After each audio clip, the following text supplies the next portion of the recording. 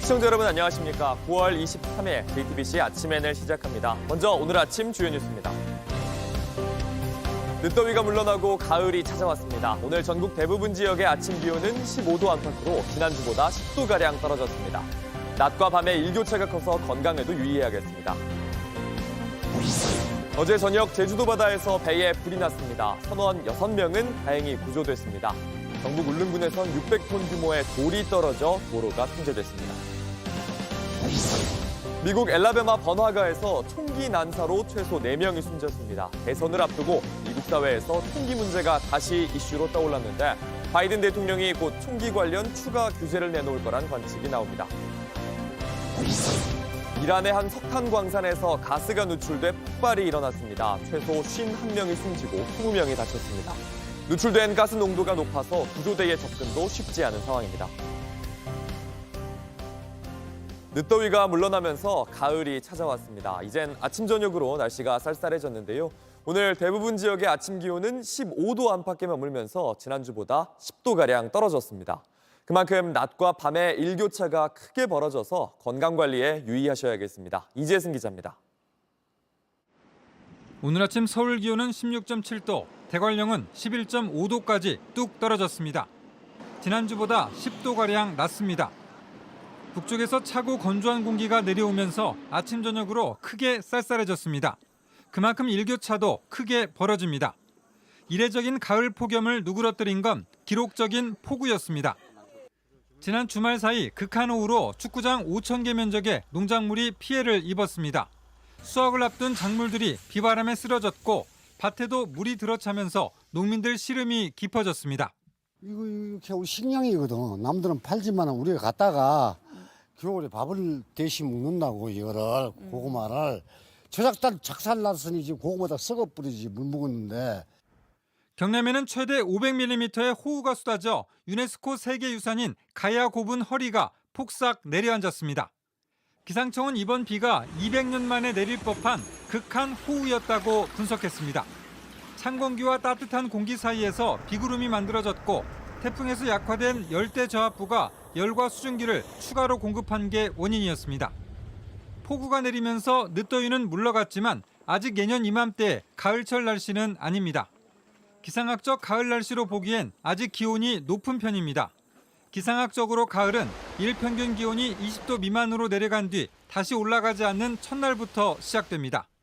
예년 같은 가을 날씨는 앞으로 1, 2주 뒤인 10월 첫째 주나 둘째 주쯤 찾아올 전망입니다. JTBC 이재승입니다. 밤사이 사건 사고입니다. 어제 저녁 제주 해상에서 조업하던 어선에 불이 났습니다. 전북 고창에선 주택에서 불이 나서 주민들이 대피했고 울릉도에선 600톤 규모의 낙석으로 도로가 통제됐습니다. 김휘란 기자입니다. 시뻘건 불길이 배를 뒤덮었습니다. 강한 바람에 불은 더욱 거세집니다. 어제 저녁 6시쯤 제주 마라도 동쪽 약 9km 인근에서 15톤급 어선에 불이 났습니다. 화재 당시 배에 타고 있던 선원 6명은 신고를 받고 출동한 구조대에 무사히 구조됐지만 배는 불길에 휩싸여 침몰됐습니다. 해경은 기관실에서 불이 났다는 선원의 진술을 토대로 정확한 화재 원인을 조사 중입니다. 소방대원들이 불이 난 처마에 물을 뿌립니다. 어제 저녁 6시 40분쯤 전북 고창군 흥덕면 한 주택에서 불이 났습니다. 화재 직후 집에 있던 2명은 재빨리 대피해 화를 면했습니다. 소방당국은 주택 인근에서 밤송이를 태우던 중 바람에 날린 불티로 불이 시작된 걸로 보고 정확한 화재 원인을 조사 중입니다. 경북 영덕 한 야산에선 백골 사체 일부가 발견됐습니다. 경찰은 1년 전 실종됐던 50대 남성 A씨의 흔적으로 추정하고 수사에 나섰습니다. 경찰은 발견된 뼈 조각에 대한 DNA 분석과 신고자인 A씨 가족에 대한 조사를 이어갈 예정입니다. 어제 저녁 8시 40분쯤 경북 울릉군 울릉 1주도로 인근에선 600톤 규모의 대규모 낙석이 발생했습니다. 다행히 당시 지나던 사람이 없어 다친 사람은 없었지만 해당 도로는 통제됐습니다. 울릉군은 오늘 오전 중 복구 작업을 진행할 계획입니다. JTBC 김희란입니다. 이스라엘과 레바논의 무장정파 헤즈볼라가 가자 지구 전쟁 이후 최대 규모의 교전을 벌였습니다. 국제사회는 전쟁 확대를 반대하고 나섰지만 이젠 전면전에 들어가는 분위기입니다. 이런 가운데 이스라엘은 요르단강 서안에 있는 알자지라 방송국이 테러를 선동하고 있다면서 45일간 폐쇄 명령을 내렸습니다. 조민중 기자입니다. 번쩍이는 불빛과 함께 건물이 무너집니다. 곳곳에서 불길이 치솟습니다. 현지 시간 22일 헤즈볼라가 이스라엘에 100발 이상의 로켓을 발사했습니다. 이 공격으로 이스라엘 북부 경제도시 하이파 인근 건물이 파손되고 4명이 다쳤습니다. 이스라엘은 즉각 반격에 나섰습니다. 헤즈볼라 테러 조직에 타격을 가한 겁니다. בימים האחרונים אנחנו הנחתנו על חיזבאללה רצף של מכות שהוא לא דמיין. ואם חיזבאללה לא הבין את המסר, אני מבטיח לכם, הוא יבין את המסר. 양측의 충돌은 지난 17일 무전기 등 통신 장비 동시다발 폭발로 격화했습니다. 헤즈볼라는 이를 선전포고로 규정하고 보복을 선언했고 이스라엘도 대규모 공습으로 압박했습니다. 국제사회는 전쟁 확대를 반대하고 나섰습니다. 존 커비 미국 백악관 국가안보소통관은 군사적 충돌이나 전쟁 확대가 이스라엘의 최선의 이익이라고 생각하지 않는다고 밝혔습니다. 이런 가운데 이스라엘은 요르단강 서안에 있는 알자지라 방송지국에 45일간 폐쇄 명령을 내렸습니다.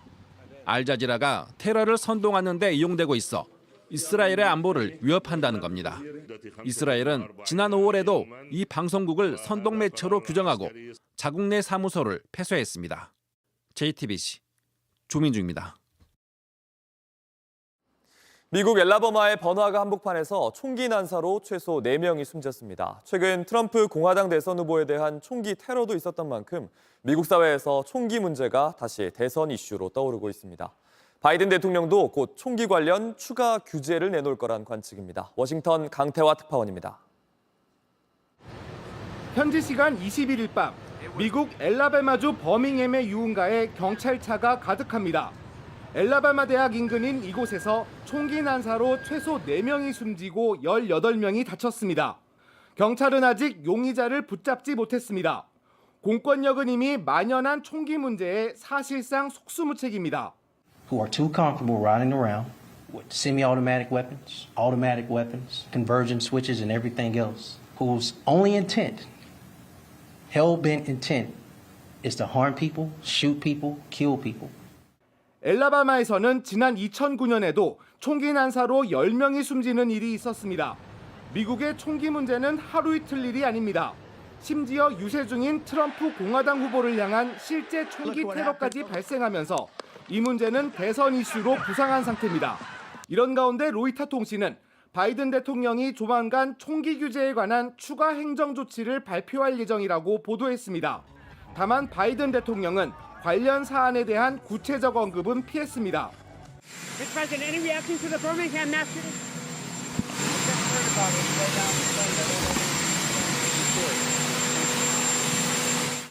올해 들어 미국에서 발생한 총기 난사 사건으로 사망한 사람은 12,000명이 넘습니다. 백악관은 그나마 지난해보다 20%가량 줄어든 사망자 수를 성과로 내세우고 있습니다. 워싱턴에서 JTBC 강태화입니다.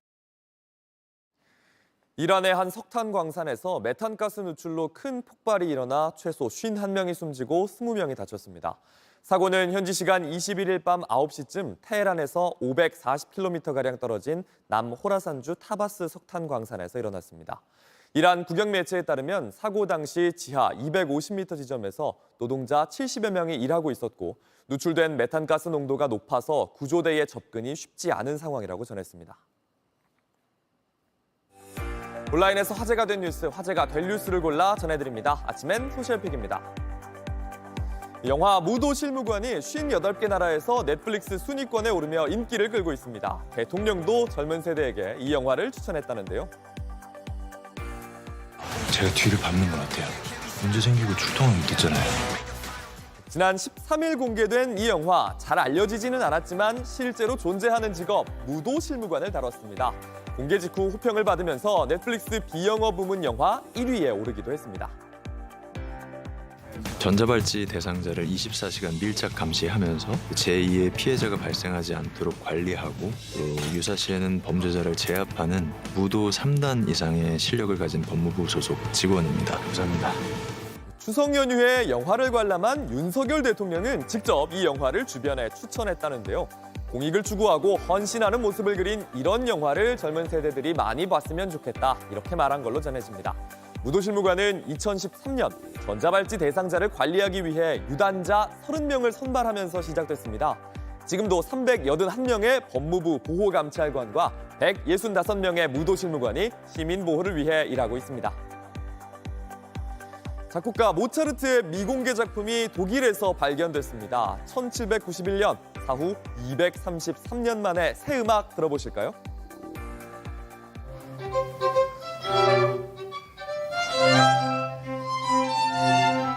독일 라이프치히의 도서관은 모차르트의 음악 작품을 정리하던 중에 이 악보를 발견했습니다.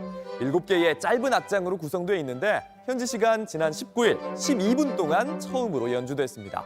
모차르트가 10대 초반에 작곡한 걸로 추정되는데 제목은 아주 작은 밤의 음악입니다. 모차르트의 가장 유명한 작품 중 하나인 현악 세레나데 13번과 비슷한 제목인데요. 바로 이 노래 작은 밤의 음악입니다. 3살 때부터 작곡을 시작한 천재의 잊혀졌던 음악, 여동생에게서 영감을 받은 작품으로 보인다고 하는데요. 도서관의 연구원은 동생이 오빠를 기억하기 위해 악보를 간직했다고 상상해 볼 수 있다, 이렇게 전했습니다. 싱가포르에서 열린 F1 레이싱 대회에서 초대받지 않은 손님이 등장했습니다. 도마뱀이 낸 기록 몇 초였을까요? 레이싱 경기장에 커다란 도마뱀이 펄쩍 등장했습니다. 직원들은 우왕좌왕하면서 흰 비닐봉지까지 들고 이 도마뱀을 잡으려고 뛰어다닙니다. F1 공식 소셜미디어는요, 도마뱀이 트랙을 달리는 이 황당한 장면에 도마뱀 이렇게 선수명을 달고 기록도 쟀습니다. 지난 21일 싱가포르 그랑프리의 마지막 연습 세션에서 도마뱀이 등장해서 진행이 중단된 겁니다. F1 중계진은 역대 가장 이상한 위험 신호라거나 상황이 점점 초현실적이다 이러면서 시시각각 도마뱀이 어떻게 돼가는지 중계해주기도 했습니다. 경기를 보는 선수들도 웃음을 터뜨렸는데요. 다행히 도마뱀은 곧 붙잡혔고 연습은 다시 시작될 수 있었습니다. 2016년에도 경주 중에 도마뱀이 등장한 적이 있다는데 트랙 위에 위험한 단골 손님이라고 하네요.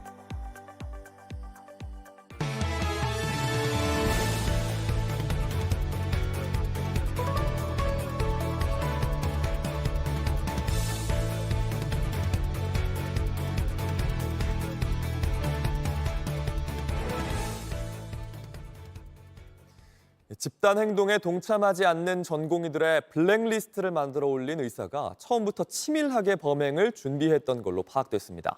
법원은 스토킹 처벌법 위반 혐의로 구속영장을 발부했습니다. 의사단체들은 거세게 반발하고 있습니다. 정인아 기자입니다. 겉옷을 뒤집어 쓰고 마스크로 얼굴까지 가린 남성. 집단 행동에 참여하지 않은 의사들 명단을 온라인에 공개한 사직 전공의 정모 씨입니다. 이름과 근무지 등 개인정보와 함께 확인되지 않은 정보까지 올려 조롱과 협박을 받게 한 혐의를 받고 있습니다. 법원은 증거 인멸 우려가 있다며 정 씨에 대해 스토킹 처벌법 위반 혐의로 영장을 발부했습니다. 혹시 리스트에 올라간 의사분들한테 죄송한 마음은 없으신가요? 법원에서 어떻게 소명하셨습니까? 실제 정 씨는 범행을 저지르며 수사망을 피하려고 치밀하게 준비한 걸로 확인됐습니다. 사용 기록이 남는 개인 컴퓨터가 아닌 공용 PC를 사용해 블랙리스트를 작성했습니다. 또 범행 뒤 작성 기록을 지우고 복구를 막는 프로그램도 설치했습니다. 휴대전화 여러 대를 사용해 작성자가 여러 명인 것처럼 꾸미기도 했습니다. 제보자를 보호해준다며 암호가 걸린 보안 이메일로 블랙리스트에 올릴 신상 정보를 전달받기도 했습니다. 이처럼 계획 범죄가 확인됐지만 의사단체들은 거세게 반발하고 있습니다.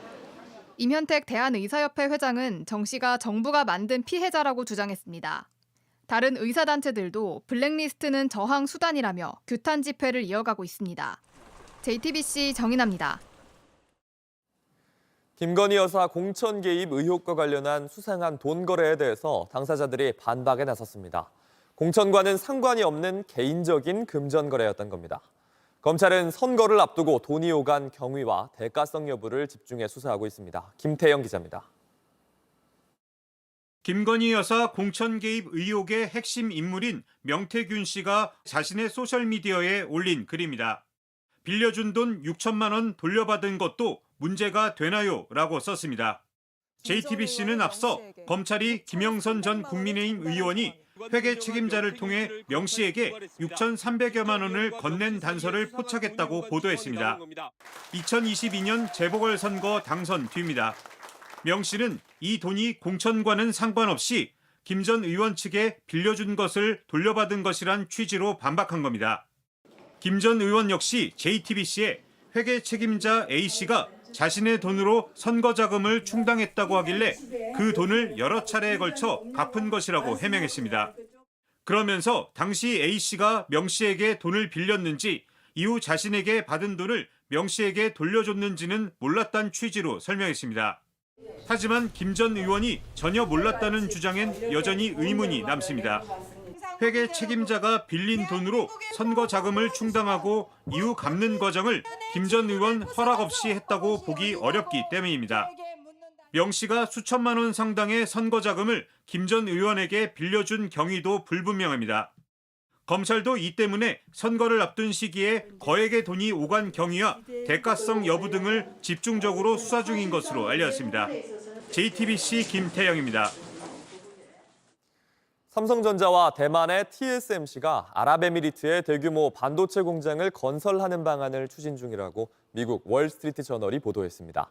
이 매체는 TSMC 관계자들이 최근 중동을 찾아가 공장 건설을 논의했고 삼성전자도 이 지역에 수년 안에 반도체 제조시설 건립을 고려 중이라고 전했습니다.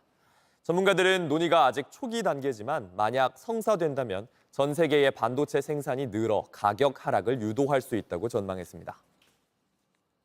프로야구 한화가 롯데의 역전승을 거두면서 가을 야구를 향한 희망을 이어가게 됐습니다.